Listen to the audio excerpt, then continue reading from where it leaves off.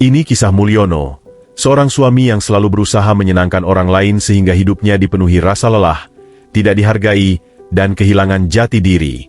Ada kalanya kamu merasa hidup seperti mengikuti arus orang lain, seolah semua keputusannya bukan lahir dari dirimu, tapi dari keinginan orang lain yang terus kamu turuti. Itulah yang dirasakan Mulyono hampir setiap hari. Ia adalah sosok yang dikenal ramah, mudah membantu, dan selalu berusaha menciptakan suasana yang tenang di sekitarnya. Namun di dalam hatinya, ada rasa sesak yang lama dia pendam. Ia tidak pernah benar-benar jujur terhadap dirinya sendiri. Ia sering mengalah, bukan karena ikhlas, tetapi karena takut dianggap menyulitkan. Mulyono merasa bahwa bersikap baik akan membuat hidupnya damai. Tapi yang terjadi justru sebaliknya. Semakin ia berusaha menyenangkan semua orang, semakin ia merasa seperti diinjak. Orang-orang mulai terbiasa mengabaikannya. Suaranya tidak pernah dipertimbangkan, kebutuhannya tidak pernah dilihat, dan perasaannya seolah tidak penting. Ia memberikan banyak hal, tetapi jarang sekali menerima penghargaan atau sekadar rasa peduli. Setiap kali Mulyono memilih untuk diam demi menjaga hubungan tetap baik, ia tahu ada bagian dalam dirinya yang terluka. Namun ia terus meyakinkan diri bahwa ini adalah pilihan yang benar. Bahwa mengalah adalah jalan yang lebih mudah. Tanpa ia sadari, perlahan hidupnya terasa seperti berjalan di atas beban yang berat. Lama-lama ia mulai lelah. Bukan lelah badan, tetapi lelah batin. Bagian paling dalam dari dirinya merasa hampa. Sampai suatu titik, Mulyono mulai bertanya dalam hati, apa gunanya semua ini? Kenapa aku harus menahan rasa sakit hanya agar orang lain tetap merasa nyaman? Ini adalah awal dari cerita tentang bagaimana seseorang yang terlalu baik dapat kehilangan dirinya sendiri, sampai akhirnya ia harus memilih, tetap terinjak, atau mulai berdiri. Mulyono bekerja di sebuah kantor kecil sebagai staf administrasi. Setiap pagi ia datang lebih awal, merapikan meja, memastikan semua berkas siap, dan menyambut rekan kerja dengan senyum yang tulus. Dari luar, hidupnya terlihat baik-baik saja. Namun yang tidak banyak orang tahu, ada rasa getir yang menumpuk di dalam dirinya. Ia merasa usahanya tidak pernah dianggap penting. Ia menyelesaikan banyak pekerjaan yang sebenarnya bukan tanggung jawabnya, tapi namanya jarang sekali disebut ketika ada penghargaan atau pujian. Suatu waktu, Mulyono pernah mengajukan ide sederhana untuk memperbaiki alur pekerjaan di kantornya. Ide itu ia pikirkan dengan sungguh-sungguh, karena ingin semua orang bekerja lebih efisien. Namun, ketika rapat berlangsung, ide tersebut dilewatkan begitu saja. Bahkan tidak ada yang menanyakan penjelasan tambahan. Beberapa hari kemudian, salah satu rekan kerja mengajukan ide yang hampir sama. Bedanya, kali ini semua orang memuji dan menganggapnya terobosan besar. Mulyono hanya tersenyum kecil sambil menahan rasa yang sulit dijelaskan. Ia merasa suaranya tidak pernah sampai kemana-mana. Seolah hadirnya tidak memberi dampak apa-apa. Dalam ruang rapat, ia lebih sering diam, bukan karena tidak punya pendapat, tapi karena ia merasa tidak ada yang akan benar-benar mendengarkan. Semakin ia berusaha keras, semakin jelas ia merasa bahwa dirinya hanya dianggap lengkap. Sekadar ada. Setiap sore saat jam pulang, Mulyono berjalan keluar kantor dengan langkah pelan. Ada rasa lelah yang menahan dadanya. Bukan lelah karena bekerja, tetapi lelah karena merasa tidak terlihat. Sesampainya di luar gedung, ia menarik napas panjang, seolah ingin mengeluarkan semua beban yang menempel. Di momen-momen seperti itu, ia sering bertanya pada dirinya sendiri, apakah aku berarti? Atau aku hanya seseorang yang kebetulan berada di tempat ini? Perasaan itu belum berakhir di kantor. Begitu sampai di rumah, hal yang sama menunggu. Di rumah, seharusnya Mulyono bisa beristirahat dan merasa aman. Tapi kenyataannya berbeda. Ia tinggal bersama istrinya, Anissa, yang bekerja di perusahaan besar dengan jadwal yang padat. Anissa sering pulang larut, membawa pekerjaan dan kelelahan yang tak pernah benar-benar selesai. Mulyono memahami itu. Ia paham bahwa pekerjaan istrinya menuntut banyak waktu. Karena itu, ia memilih untuk mengurus sebagian besar pekerjaan rumah seorang diri. Pulang kantor, Mulyono langsung mencuci piring, menyapu, menjemur pakaian, dan memasak makan malam. Ia melakukannya tanpa diminta. Ia hanya ingin rumah tetap hangat dan nyaman, supaya Anissa tidak terbebani. Namun, seiring berjalannya waktu, ia merasa seperti mesin yang terus berjalan tanpa berhenti. Ia berharap ada satu momen sederhana seperti, "Terima kasih, aku menghargai usahamu." Tetapi kalimat itu hampir tidak pernah terdengar. Saat Anissa pulang, sering hanya ada percakapan singkat dan datar. Anissa duduk, memainkan ponselnya sebentar, lalu tidur lebih awal. Mulyono menatapnya dari jauh. Ia tidak marah, hanya merasa sepi. Ia ingin ditemani. Ia ingin ada yang mendengarkan cerita tentang harinya. Ia ingin ada seseorang yang berkata, "Aku mengerti kamu lelah." Tetapi ruang itu tidak pernah benar-benar ada. Di dalam hati, Mulyono mulai merasa seolah dirinya bukan pasangan, melainkan bayangan. Seseorang yang hadir tapi tidak dianggap. Ia tetap tersenyum, tetap melakukan semua hal yang menurutnya benar. Namun, rasa kosong itu semakin menumpuk, pelan-pelan menggerus batinnya. Suatu malam, setelah semua kerjaan selesai dan rumah sudah rapi, Mulyono duduk sendirian di ruang tamu. Lampu redup, udara terasa sunyi. Ia memandang kedua tangannya yang lelah dan bertanya dalam hati, "Kenapa aku merasa sendirian, padahal aku tidak hidup sendiri?" Perasaan itu menggantung, berat, seperti ada sesuatu dalam dirinya yang mulai retak. Hari demi hari berjalan dengan pola yang sama. Mulyono bekerja keras di kantor, pulang ke rumah, melakukan semua pekerjaan rumah, lalu tidur dengan hati yang masih terasa penuh. Namun suatu hari, tekanan itu mencapai titik yang tidak bisa lagi ia abaikan. Di kantor, ada proyek besar yang sedang berjalan. Mulyono terlibat dari awal, menyusun banyak data dan mengatur alur kerjanya. Ia berharap, kali ini, hasil kerjanya terlihat. Setidaknya dihargai. Namun saat rapat evaluasi, atasannya justru memberi pujian kepada rekan lain yang hanya mengambil bagian kecil dari pekerjaan itu. Nama Mulyono bahkan tidak disebut. Dalam hitungan detik, rasanya seperti semua tenaga dan usahanya hilang begitu saja. Mulyono duduk diam, menatap meja, dan ada satu hal yang ia rasakan jelas, perih. Ketika pulang ke rumah malam itu, ia membawa rasa kecewa yang berat. Ia mencoba berbicara dengan Anissa, berharap mendapatkan sedikit ruang untuk meluapkan perasaan. Tapi Anissa hanya menjawab singkat, "Aku sedang capek, bisa nanti saja." Kalimat itu terdengar sederhana, tapi untuk hati yang sedang rapuh, itu seperti pintu terakhir yang tertutup begitu saja. Malam itu Mulyono duduk di pojok ruang tamu sambil menunduk lama. Udara terasa dingin, bukan karena suhu, tetapi karena batinnya terasa kosong. Ia memandang bayangan dirinya di kaca jendela. Wajah itu terlihat lelah. Bukan lelah tubuh, melainkan lelah merasa tidak dianggap. Air mata mengalir tanpa ia tahan. Itu bukan tangis keras, hanya tetesan yang keluar perlahan, seperti sesuatu yang akhirnya tidak bisa ditutup lagi. Ia merasa seperti kehilangan dirinya sedikit demi sedikit. Seolah ia hidup hanya untuk memenuhi kebutuhan orang lain, tanpa satupun ruang untuk dirinya sendiri. Di momen itu, muncul satu pertanyaan yang menggetarkan. Kalau aku terus seperti ini, apa yang tersisa dari diriku nanti?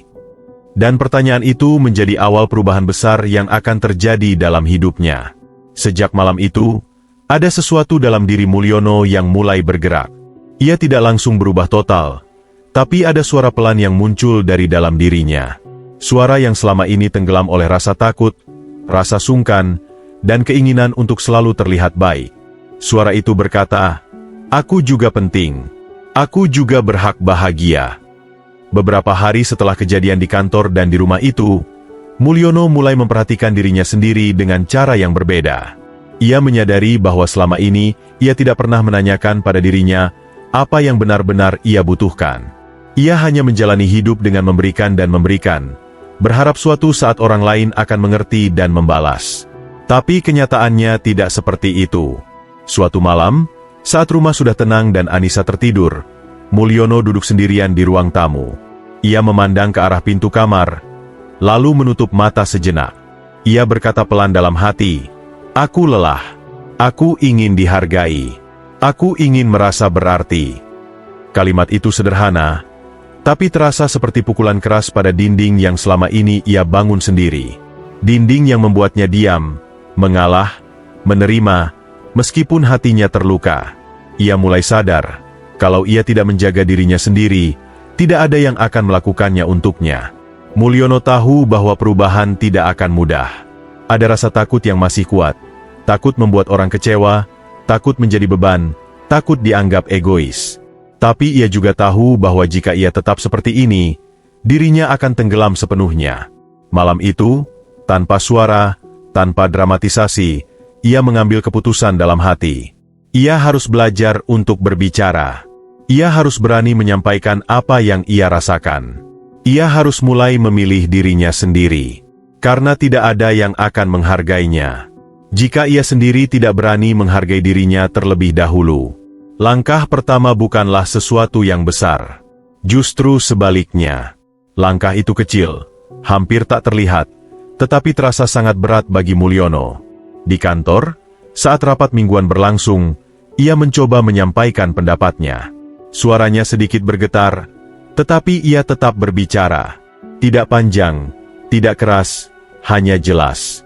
Ia mengatakan apa yang ia pikirkan tentang pekerjaan yang sedang berjalan, dan mengapa idenya penting. Ruangan seketika hening beberapa detik. Atasannya memandangnya. Begitu juga rekan-rekan yang biasanya mengabaikannya. Untuk pertama kalinya dalam waktu yang lama, semua mata benar-benar tertuju padanya. Bukan karena ia melakukan kesalahan, tetapi karena ia berani bersuara. Mulyono merasa gugup, tetapi di saat yang sama, ada rasa hangat di dadanya. Rasa yang sudah lama tidak ia rasakan. Rasa bahwa dirinya ada, bahwa suaranya punya tempat. Meski respons yang diterimanya saat itu tidak langsung berubah menjadi pujian atau sanjungan, ia tahu satu hal, langkah itu berarti. Perubahan berikutnya terjadi di rumah. Malam itu, setelah makan malam, ia mendekati Anissa. Ia duduk di sampingnya dan berbicara dengan suara yang tenang, tanpa menyalahkan siapapun. Ia mengatakan bahwa selama ini ia merasa sendiri, bahwa ia ingin didengarkan, bahwa ia ingin merasa dihargai. Kata-katanya tidak berlebihan, tidak meledak, hanya jujur. Anissa terdiam. Wajahnya menunjukkan keterkejutan yang sulit dijelaskan. Mungkin selama ini ia tidak pernah benar-benar menyadari bagaimana perasaan suaminya. Ia menatap Mulyono lama, lalu berkata pelan, "Aku tidak tahu kamu merasa seperti itu." Bukan jawaban sempurna. Bukan penyelesaian instan. Namun itu sebuah pembukaan. Pintu yang selama ini tertutup perlahan mulai bergerak. Untuk pertama kalinya, Mulyono merasa didengar. Walau kecil, itu cukup untuk membuatnya bertahan. Karena keberanian bukan selalu tentang teriakan besar, tetapi tentang langkah kecil yang tetap dilakukan meskipun hati bergetar. Seiring waktu berjalan, perubahan kecil itu mulai terlihat dalam kehidupan Mulyono. Di kantor, rekan-rekannya mulai menyadari bahwa ia bukan lagi orang yang hanya mengangguk setuju. Ia mulai menyampaikan ide, bertanya ketika sesuatu tidak jelas, dan menolak dengan sopan ketika ada pekerjaan yang bukan tanggung jawabnya dilempar begitu saja kepadanya. Bukan berarti ia menjadi keras atau kasar, ia hanya mulai tahu batasnya. Sesuatu yang dulu tidak pernah ia lakukan. Awalnya orang-orang terlihat kebingungan. Ada yang terkejut, ada yang mencoba menekan kembali seperti dulu. Namun yang berbeda kali ini adalah Mulyono tidak mundur. Ia tetap tenang, tetap ramah, tetapi tidak menghilangkan dirinya sendiri. Dan perlahan, orang-orang mulai menyesuaikan. Mereka mulai mendengarkan saat Mulyono berbicara. Beberapa rekan kerja bahkan mulai meminta pendapatnya. Bukan karena terpaksa, tetapi karena mereka mulai melihat bahwa suaranya berarti. Di rumah, situasinya juga mulai berubah. Setelah percakapan pertama malam itu, Anissa tidak langsung bisa memperbaiki semuanya. Namun ia mulai memperhatikan. Setiap pulang kerja, ia menyempatkan diri bertanya bagaimana hari Mulyono berlalu. Saat rumah sedang berantakan, ia ikut membantu merapikannya. Sesekali mereka makan malam sambil berbicara panjang tanpa terganggu oleh ponsel, atau kelelahan yang biasanya langsung membuat Anissa tertidur tanpa kata. Perubahan itu tidak spektakuler. Tidak ada momen dramatis. Yang ada hanyalah hal-hal kecil yang terasa lebih hangat. Piring yang dicuci bersama, percakapan yang tidak lagi sepihak, senyum yang kembali terasa tulus. Dan yang paling penting, Mulyono mulai merasakan dirinya hadir dalam kehidupannya sendiri. Ia tidak lagi berjalan seperti bayangan yang mengikuti alur orang lain. Ia kini berdiri dengan langkah yang lebih tegap. Hubungan yang dulu terasa dingin pelan-pelan mulai menemukan bentuknya kembali. Bukan karena dunia berubah, tetapi karena Mulyono mulai menghargai dirinya, sehingga orang lain pun belajar melakukan hal yang sama. Perjalanan Mulyono tidak selesai begitu saja. Perubahan itu bukan sesuatu yang datang dalam semalam. Ada saat ia masih ragu, ada saat hati terasa berat, ada saat ia hampir kembali menjadi dirinya yang dulu. Namun setiap kali rasa itu muncul, ia mengingat kembali malam ketika ia menangis dalam diam, ketika ia merasa dirinya hampir hilang sepenuhnya. Itu yang membuatnya melangkah lagi. Mulyono memahami satu hal penting. Menjadi baik bukan berarti membiarkan orang lain melewati batas. Mengerti perasaan orang lain tidak berarti mengorbankan perasaan sendiri. Dan mencintai seseorang tidak berarti berhenti mencintai diri sendiri. Ia tidak menjadi seseorang yang keras atau penuh amarah. Ia tetap Mulyono yang lembut. Hanya saja kini ia lebih tegas, lebih jujur pada dirinya sendiri, dan tidak lagi takut untuk menyampaikan apa yang ia butuhkan. Suaranya tidak lagi tenggelam, karena ia sudah memberikan ruang untuk dirinya berbicara. Anissa juga berubah. Ia mulai menyadari bahwa selama ini Mulyono terlalu banyak menahan. Mereka tidak langsung menjadi pasangan yang sempurna. Namun kini mereka berjalan berdampingan, bukan hanya tinggal di rumah yang sama. Mereka belajar mendengar, bukan sekadar menjawab. Mereka belajar hadir, bukan hanya ada. Di kantor, Mulyono tidak lagi merasa seperti sosok yang tak terlihat. Ia bukan seseorang yang menuntut perhatian, tetapi orang-orang kini tahu bahwa pendapatnya punya nilai. Ia tidak berusaha menjadi yang paling menonjol, namun ia berdiri dengan wajar, dan itu cukup. Hidup tidak berubah karena keajaiban. Hidup berubah karena keberanian mengambil langkah yang kecil, tetapi terus dilakukan. Dan Mulyono akhirnya menyadari sesuatu yang sederhana namun kuat. Hidup ini miliknya, bukan milik penilaian orang lain. Ia berhak merasa dihargai. Ia berhak merasa bahagia.